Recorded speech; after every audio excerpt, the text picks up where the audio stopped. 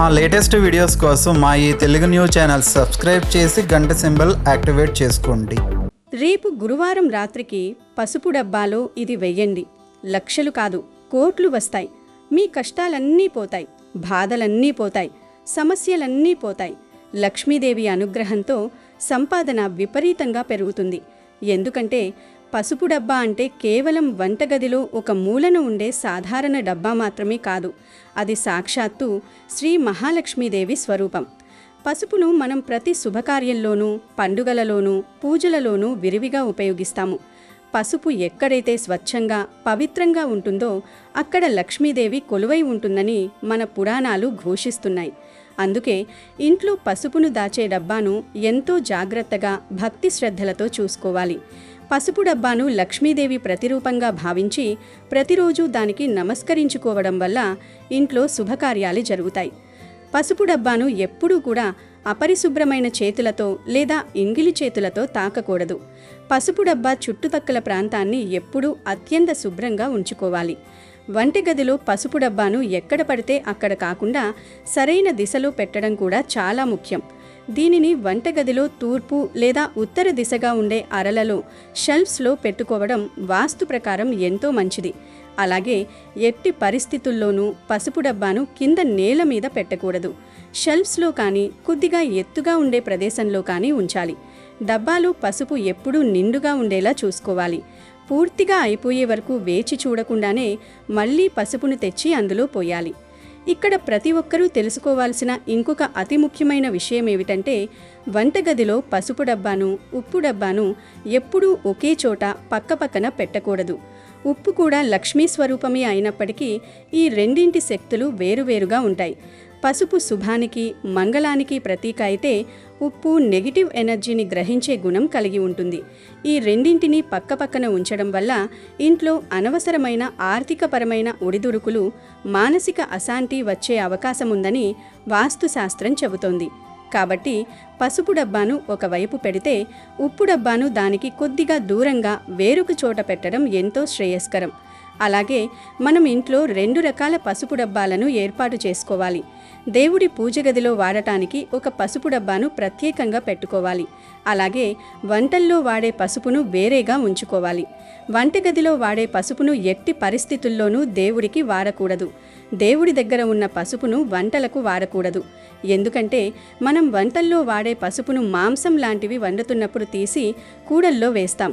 మళ్ళీ ఆ పసుపును పూజలకి వాడితే దోషం గనుక పూజ కోసం వేరేగా పసుపు డబ్బా ఏర్పాటు చేసుకోవడం ఉత్తమం. ఇక గురువారం రాత్రి పసుపు డబ్బాలో ఒక చిన్న వస్తువును వేస్తే చాలు, మీ జీవితంలో ఉన్న దారిద్ర్యం అంతా పోయి అద్భుతమైన మార్పులు వస్తాయి. మీ కష్టాలన్నీ చిటికలో మాయమైపోతాయి. మీకు అదృష్టం వరించి లక్షలు కాదు, ఏకంగా కోట్లు వస్తాయి. అష్టైశ్వర్యాలు సిద్ధిస్తాయి. మీరు పడుతున్న ఆర్థిక బాధలు, అప్పుల బాధలు అన్నీ తీరిపోయి జీవితంలో ఉన్నత స్థానానికి వెళతారు అని పరిహార శాస్త్రం చెబుతోంది. మరి పసుపు డబ్బాలో గురువారం పూట ఏ వస్తువు వేయాలి, ఎలా వేయాలి అనే విషయాన్ని ఈ వీడియోలో మనం చాలా వివరంగా తెలుసుకుందాం. ముందైతే ఒక పవిత్ర కథను విందాం. ఫ్రెండ్స్, అంతకన్నా ముందు దయచేసి ఈ వీడియోని లైక్ చేయండి. అలాగే కామెంట్ సెక్షన్లో ఓం శ్రీ ధనలక్ష్మీ దేవ్యై నమః అని కామెంట్ చేయండి. శ్రీనివాసపురం అనేది పచ్చని పొలాల మధ్య కొండ కోనల సాక్షిగా వెలిసిన ఒక అందమైన పల్లెటూరు. ఆ ఊరిలోకి అడుగు పెట్టగానే గలగల పారే సెలయిళ్ళు, చెట్లపై పక్షుల కిలకిల రావాలు మనసుకు ఎంతో ప్రశాంతతను ఇస్తాయి. అటువంటి గ్రామంలో సీత అనే ఒక యువతి ఉండేది. సీత పేరుకు తగ్గట్టు చాలా సౌమ్యురాలు, శాంత స్వభావురాలు. ఆమె ముఖంలో ఎప్పుడూ ఒక పవిత్రమైన కళ ఉట్టిపడుతూ ఉండేది. సీతకు చిన్నతనం నుండి తల్లిదండ్రులు లేరు. ఏదో ప్రమాదంలో వారు చనిపోవడంతో ఆమె మేనమామ ఇంట్లో పెరిగింది. మేనమామ కూడా పేదవాడే అయినా ఆమెను ఒక పద్ధతి ప్రకారం పెంచారు. సీతకు అందరికంటే మిన్నగా మహాలక్ష్మీదేవి అంటే ఎంతో భక్తి. ఆ దేవినే తన తల్లిగా, తండ్రిగా భావించేది. ప్రతిరోజు సూర్యుడు ఉదయించకముందే నిద్రలేచి వాకిలి ఊడ్చి ఆవు పేరతో కళ్ళాపి చల్లి రంగురంగుల ముగ్గులు వేసేది. ఆ ముగ్గులు చూస్తే సాక్షాత్తు లక్ష్మీదేవి నడుచుకుంటూ లోపలికి వస్తుందేమో అన్నంత అందంగా ఉండేవి. ఆ తర్వాత స్నానం ముగించుకుని దీపారాధన చేసి లక్ష్మీ అష్టోత్తరం చదువుకుంటూ ఆ తల్లిని ఎంతో నిష్ఠతో పూజించేది. తన కోసం ఏమీ కోరుకోకుండా లోకమంతా చల్లగా ఉండాలి తల్లి, అందరికీ మంచి జరగాలి అని వేరుకునే గొప్ప మనసు ఆమెది. సీతకు రామచంద్రతో వివాహం జరిగింది. రామచంద్ర పక్కనే ఉన్న టౌన్లో ఒక చిన్న ఫ్యాక్టరీలో పనిచేసేవాడు. అతను చాలా కష్టపడే మనస్తత్వం కలవాడు. తన భార్య సీత మంచితనం చూసి అతను ఎప్పుడూ మురిసిపోయేవాడు.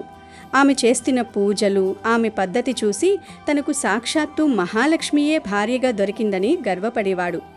రామచంద్రకు తన భార్య అంటే అమితమైన ప్రేమ. కానీ వారిద్దరి మధ్య ఒక చిన్న సమస్య ఉండేది. అది మరెవ్వరూ కాదు, రామచంద్ర తల్లి భద్రమ్మ. భద్రమ్మకు సీత అంటే మొదటి నుంచి ఒక రకమైన ఈర్ష్య, చిన్న చూపు. దానికి కారణం సీత ఒక అనాథ కావడం మరియు పెళ్లిలో పెద్దగా కట్న కానుకలు తేకపోవడం. భద్రమ్మకు డబ్బు మీద ఆశ ఎక్కువ. పక్క వాళ్ళ కోడళ్ళు తమ పుట్టింటి నుండి పట్టుచీరలు, నగలు తెస్తుంటే చూసి ఓర్చుకోలేకపోయేది. నా కొడుకు ఇంత అందగాడు, ఉద్యోగం చేసేవాడు, ఏదైనా సంబంధం చూస్తే లక్షల్లో కట్నం వచ్చేది, ఈ అనాథ పిల్లను తెచ్చి నా నెత్తిన పెట్టారు అని ఎప్పుడూ గొనుక్కుంటూ ఉండేది. ఒకరోజు భద్రమ్మ తన ఇంటి అరుగు మీద కూర్చుని తన పక్కింటి సుబ్బమ్మతో మాట్లాడుతోంది. చూశావా సుబ్బమ్మ, నీ కోడలు మొన్ననే కదా వాళ్ళ అమ్మగారింటికి వెళ్ళింది, అప్పుడే 5 తులాల హారం చేయించుకుని వచ్చింది. మా కోడలికి ఆ దిక్కు కూడా లేదు. పుట్టింటి వారుంటే కదా కనీసం ఒక చీర పెట్టడానికి. ఈ అనాథ పిల్లను నా కొడుకు ఎందుకు చేసుకున్నాడో ఏమో, నా రాత ఇలా తగలబడింది. అసలు ఈ సీత అడుగు పెట్టాక నా అదృష్టం ఏమైనా మారుతుందేమో అనుకుంటే ఇంకా దరిద్రం చుట్టుకుంటోంది అని నోటికి వచ్చినట్టు తిట్టింది. సీత లోపల ఉండి ఆ మాటలన్నీ వింటున్నా ఏ రోజు ఎదురు చెప్పలేదు. తన కర్మ అనుకుని ఆ లక్ష్మీదేవికి మొక్కుకొని ఊరుకునేది. అలాంటి సమయంలో ఒకరోజు రామచంద్ర సీతను తీసుకుని ఆస్పత్రికి వెళ్ళాడు. సీతకు కొద్ది రోజులుగా వాంతులు, నీరసంగా ఉండటంతో డాక్టర్ దగ్గరకు తీసుకెళ్లాడు. పరీక్షలు చేసిన డాక్టర్ గారు సంతోషంగా మీ ఆవిడ గర్భవతి అని చెప్పారు. రామచంద్ర ఆనందానికి అవధుల్లేవు. వెంటనే ఇంటికి వచ్చి తన తల్లికి ఈ విషయం చెప్పాడు. అమ్మా, నీకో శుభవార్త, సీత గర్భవతి, త్వరలోనే మన ఇంటికి వారసుడి రాబోతున్నాడు అని సంబరంగా చెప్పాడు. కానీ భద్రమ్మ ముఖంలో ఆనందం మచ్చుకైనా కనిపించలేదు. ముఖం చిట్లించుకుని, అయితే ఇప్పుడు నేనేం చెయ్యాలి, ఊరంతా చాటింపు వేయాలా, అందరూ పిల్లల్ని కనేవాళ్లే కదా అని విసుక్కుంది. రామచంద్ర ఆశ్చర్యపోయి, ఏంటమ్మా అలా అంటావు, నీ మనవడు రాబోతున్నాడంటే సంతోషించవా అని అడిగాడు. అప్పుడు భద్రమ్మ తన అసలు రంగు బయటపెట్టింది. సంతోషం ఎలా వస్తుందిరా, సాధారణంగా ఆడపిల్ల గర్భవతి అయితే వాళ్ళ పుట్టింటి వాళ్ళు వచ్చి సారి పట్టుకొస్తారు, మంచి తిండి పెడతారు, పురుడు పోస్తారు. ఇక్కడ ఈ సీతకు పుట్టింటివారు లేరు కదా, ఇప్పుడు దీని పురుడు ఖర్చులు, పౌష్టికాహారం ఖర్చులు అన్నీ మనమే భరించాలి. పైగా గర్భవతి అని పనులు చేయకపోతే నా ప్రాణం పోతుంది. ఈ వయసులో నేను చాకిరీ చేయలేను అని గట్టిగా అరిచింది. సీత కళ్ళల్లో నీళ్లు తిరిగాయి. అయినా నెమ్మదిగా, అత్తయ్యగారు మీరేం కంగారు పడకండి, నేను ఎప్పటిలాగే అన్ని పనులు చేస్తాను, నాకు ఏమీ వద్దు, మీరు దీవిస్తే చాలు అని బ్రతిమాలింది. రామచంద్ర కూడా తన తల్లిని సర్ది చెప్పడానికి ప్రయత్నించాడు. కొద్ది రోజుల తర్వాత రామచంద్రకు ఫ్యాక్టరీలో ఒక మంచి అవకాశం వచ్చింది. అతనికి ప్రమోషన్ ఇచ్చి పక్కనే ఉన్న సిటీలోకి పంపాలనుకున్నారు. దీనివల్ల జీతం డబుల్ అవుతుంది. కానీ రామచంద్రకు సీతను ఈ స్థితిలో వదిలి వెళ్లడం ఇష్టం లేదు. భద్రమ్మ మాత్రం, డబ్బు వస్తుంటే వదులుకుంటావా, నువ్వు వెళ్ళు, ఇక్కడ సీతను నేను కంటికి రెప్పలా చూసుకుంటాను అని అబద్ధపు మాటలు చెప్పింది. సీత కూడా తన భర్త భవిష్యత్తు కోసం వెళ్లమని ప్రోత్సహించింది. చివరికి రామచంద్ర పట్నానికి వెళ్ళిపోయాడు. రామచంద్ర వెళ్లిన మరుసటి రోజు నుండే భద్రమ్మ తన ప్రతాపం చూపించడం మొదలుపెట్టింది. సీతకు కడుపు భారంగా ఉన్నా సరే ఇంటి పనులన్నీ ఆమెతోనే చేయించేది. పొద్దున్నే లేచి బావి నుండి నీళ్లు తోడడం, ఇల్లు తుడవడం, అంట్లు తోమడం, వంట చేయడం, ఇలా అన్నీ సీత ఒక్కతే చేయాల్సి వచ్చేది. భద్రమ్మ మాత్రం కుర్చీలో కూర్చుని ఆజ్ఞలు జారీ చేసేది. ఒకరోజు మధ్యాహ్నం ఎండ బాగా కాస్తుంది. సీతకు కళ్ళు తిరుగుతున్నాయి, విపరీతమైన ఆకలిగా ఉంది. భద్రమ్మకు మాత్రం రాగి ముద్ద తినాలనిపించింది. సీత, నాకు రాగి ముద్ద కావాలి, వెంటనే చెయ్యి అంది. సీత వంటింట్లోకి వెళ్ళి చూస్తే రాగి పిండి అయిపోయింది.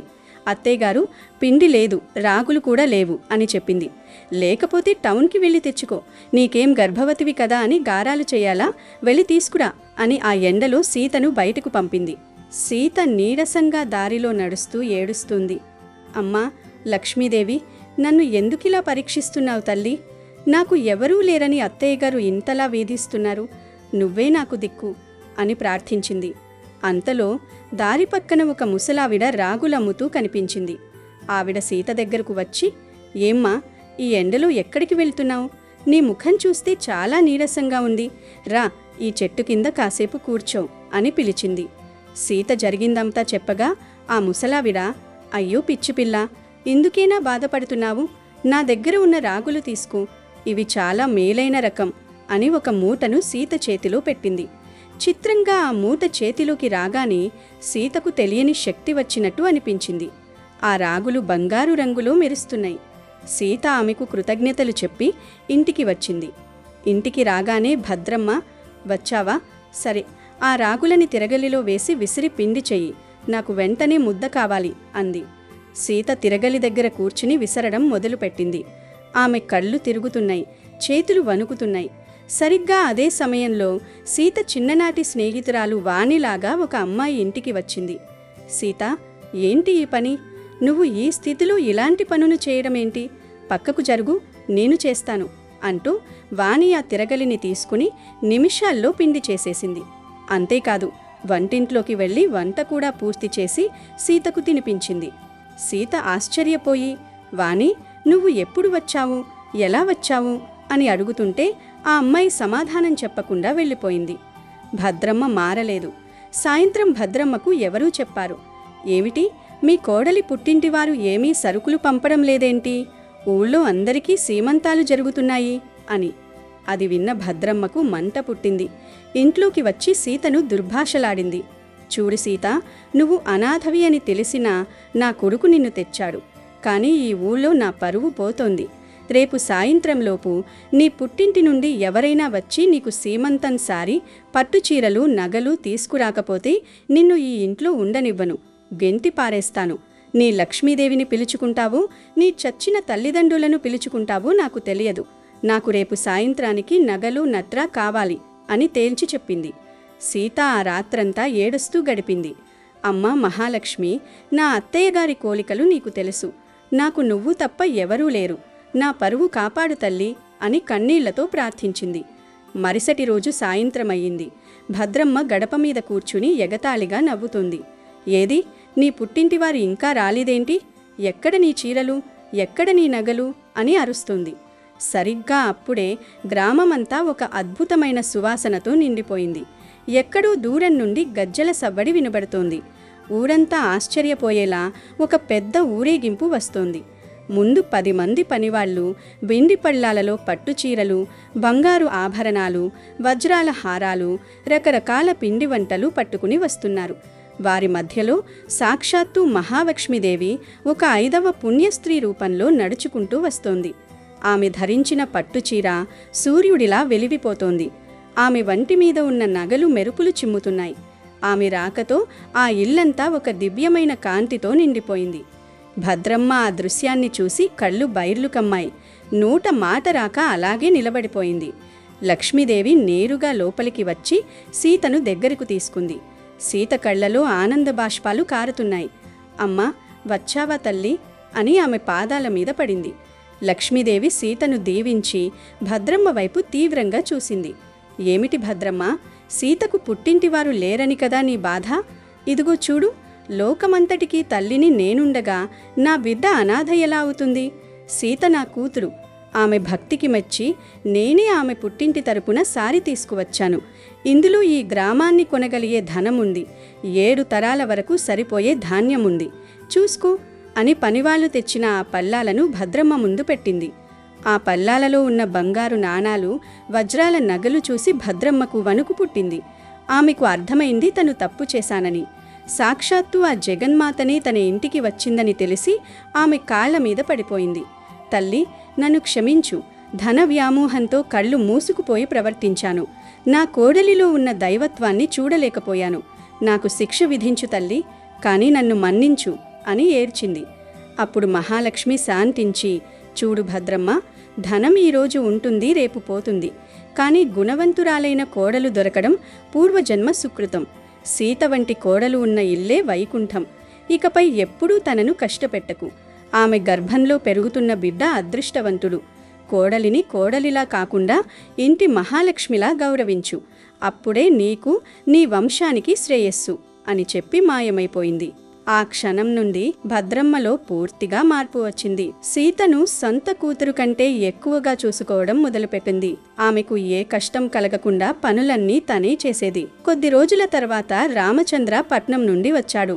ఇంట్లో జరిగిన మార్పును, వచ్చిన సంపదను చూసి ఆశ్చర్యపోయాడు. సీత ద్వారా అసలు విషయం తెలుసుకుని ఆ లక్ష్మీదేవికి సాష్టాంగ నమస్కారం చేశాడు. సీతకు ఒక అందమైన పండంటి మగబిడ్డ పుట్టాడు. ఆ బిడ్డ రాకతో వారిల్లు అష్టైశ్వర్యాలతో తులతూగింది. సీత తన భక్తితో, ఓర్పుతో అత్తగారి మనసు మార్చడమే కాకుండా దైవ అనుగ్రహాన్ని కూడా పొందింది. ఈ విధంగా శ్రీనివాసపురంలో సీత కథ అందరికీ ఒక ఆదర్శంగా నిలిచింది. ఇక వీడియోలోకి వస్తే, గురువారం అనేది గురు భగవానుడికి మరియు శ్రీ మహాలక్ష్మికి ఎంతో ఇష్టమైన రోజు. అందుకే ఈ పరిహారాన్ని గురువారం రాత్రి సమయంలోనే చేయాలి. గురువారం రాత్రి ఆడవారు పనులన్నీ పూర్తయిన తర్వాత వంటగదిని శుభ్రం చేసుకుని ఈ క్రియను చేయాలి. దీనికోసం ముందుగా ఒక చిన్న తెల్లటి కాగితం, పేపర్ తీసుకోండి.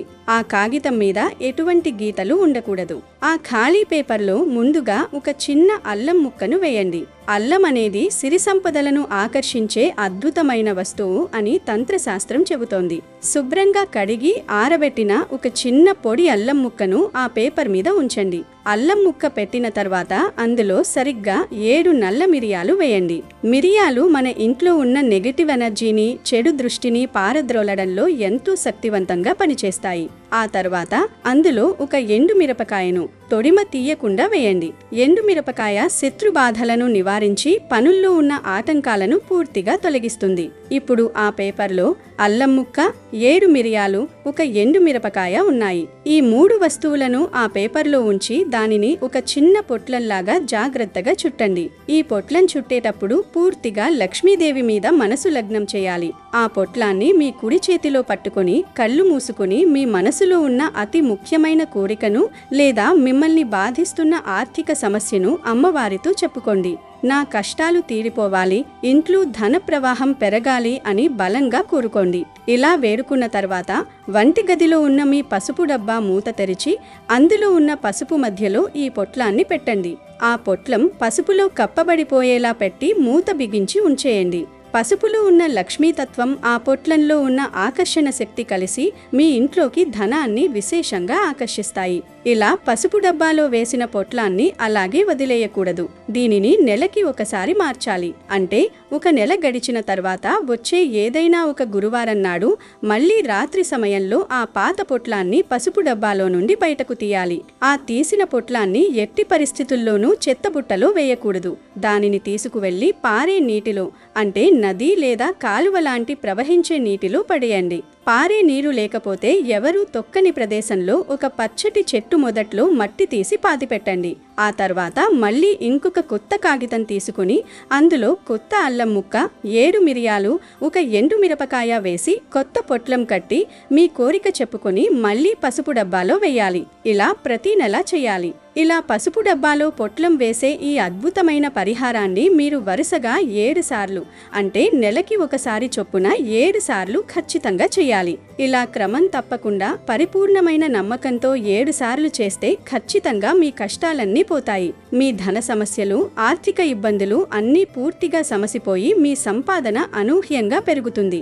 ఆ లక్ష్మీదేవి అనుగ్రహంతో మీ జీవితం అద్భుతంగా మారిపోతుంది. మీ కుటుంబంలో సిరి సంపదలు, ఆయురారోగ్యాలు వృద్ధి చెందుతాయి. మీరు చేసే ప్రతి పనిలో విజయం వరిస్తుంది. కాబట్టి అపారమైన విశ్వాసంతో గురువారం రాత్రి ఈ పరిహారాన్ని చేసి శ్రీ మహాలక్ష్మీదేవి కరుణా కటాక్షాలను పొంది సంతోషంగా జీవించండి. అమెజాన్లో బెస్ట్ డిస్కౌంట్స్ కోసం వీడియో డిస్క్రిప్షన్లో లింకు ఉంది, చూడండి. అలాగే మా టెలిగ్రామ్ ఛానల్ సబ్స్క్రైబ్ చేసుకోండి.